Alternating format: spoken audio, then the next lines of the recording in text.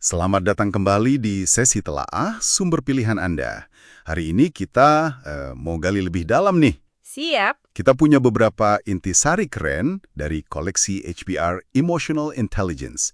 Fokus utamanya, itu loh gagasan hubungkan dulu baru memimpin.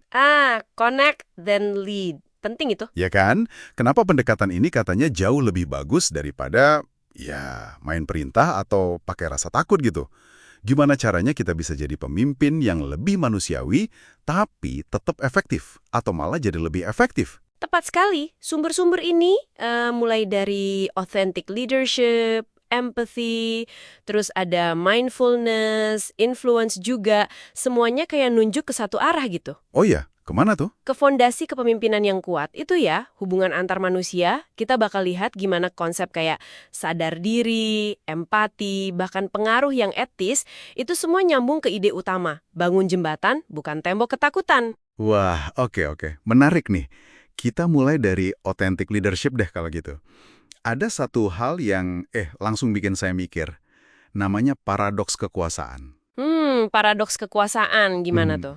Jadi gini, sumbernya bilang, sifat kayak empati, kolaborasi, itu kan sering jadi kunci buat kita meraih posisi ya. Iya betul, itu modal awal biasanya. Nah, ironisnya, pas udah sampai di puncak, udah punya kekuasaan, kekuasaan itu sendiri malah kayak mengikis sifat-sifat baik tadi. Kayak jebakan gitu ya. Banget, itu tantangan besar buat pemimpin. Gimana dong cara menghindarinya? Nah, kuncinya, kata sumber itu ya, ada di kesadaran diri yang nggak putus, sama tindakan yang disengaja buat tetap terhubung. Maksudnya disengaja gimana? Jadi bukan cuma niat baik aja gitu, tapi ada praktek nyatanya. Contohnya, authentic leadership nyaranin empati terencana. Empati terencana. Kayak gimana tuh? Jadi sebelum ketemu orang, kita ambil waktu bentar, mikirin perspektif dia gimana ya. Atau pas dengerin masalah, tahan dulu deh keinginan buat langsung kasih solusi. Dengerin aja dulu, benar-benar dengerin. Oke. Jadi aktif ya usahanya? Iya, aktif melawan efek isolasi dari kekuasaan itu. Terus ada juga soal vulnerability, kerentanan. Wah, itu sering disalahartikan jadi kelemahan ya. Nah, justru di sini dibilangnya bukan lemah, tapi berani tampil apa adanya. Malah itu yang bangun kepercayaan otentik. Masuk akal. Jadi sadar diri, berani otentik, itu penting buat jaga koneksi. Tapi gimana kalau situasinya lagi sulit nih?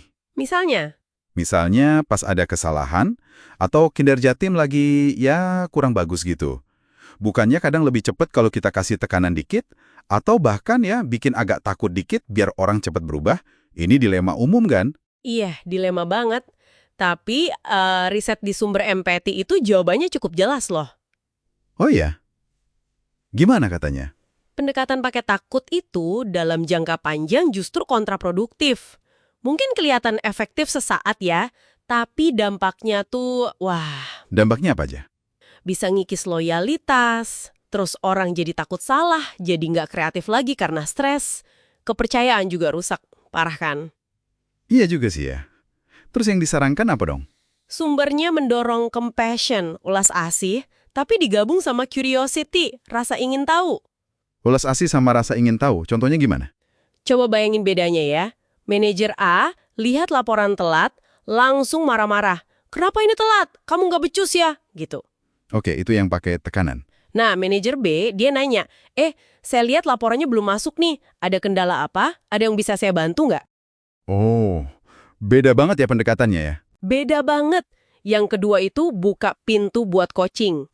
Kita jadi paham akar masalahnya dan nunjukin kalau kita peduli. Ini bukan berarti lembek loh ya, tapi strategis.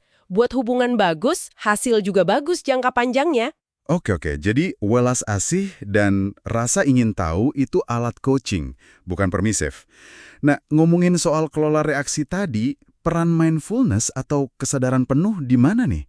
Kadang rasanya kayak konsep yang agak jauh gitu dari kerjaan sehari-hari. Wah, justru ini fondasinya banget.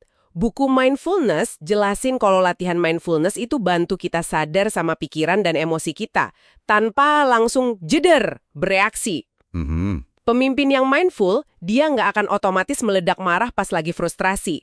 Dia bisa milih respons yang lebih bijak. Nyambung kan sama kasus kesalahan tadi? Iya sih, bener juga. Biar nggak reaktif ya. Betul. Plus, mindfulness bantu kita kurangin kecenderungan ngehakimi orang. Jadi lebih bisa dengerin beneran, memahami. Itu kan inti empati. Bisa dibilang mindfulness ini kayak otot buat emotional agility, kelincahan emosional. Kelincahan emosional, oke. Kemampuan ngelola emosi secara positif ya. Tepat. Sip, masuk akal. Mindfulness jadi dasar buat empati dan respons yang lebih baik. Nah, sekarang kepikiran soal influence. Pengaruh gimana nih? Konsep mempengaruhi orang lain ini apa nggak agak nabrak sama ide koneksi yang tulus tadi? Kesannya bisa jadi manipulatif gitu. Pertanyaan bagus nih. Dan sumber kayak influence and persuasion itu nekenin banget bedanya pengaruh etis sama manipulasi. Oh, jadi ada bedanya ya? Jelas ada. Prinsip persuasi yang dibahas kayak liking, orang lebih gampang dipengaruhi sama orang yang dia suka. Terus resiprositas, balas budi, atau konsistensi. Itu semua kalau dipakai secara etis justru akarnya dari hubungan dan kepercayaan yang udah ada. Contohnya gimana tuh pengaruh etis?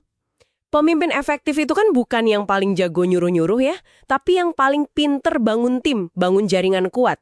Orang-orang di timnya gerak bareng karena merasa punya tujuan sama. Ayo kita kerjain ini buat tim kita, gitu. Bukan karena kerjain, soalnya saya bos kamu. Nah, itu dia. Bukan karena paksaan. Jadi balik lagi kan, ujung-ujungnya fondasinya ya koneksi itu tadi. Oke. Jelas banget nih benang merahnya dari semua sumber ini.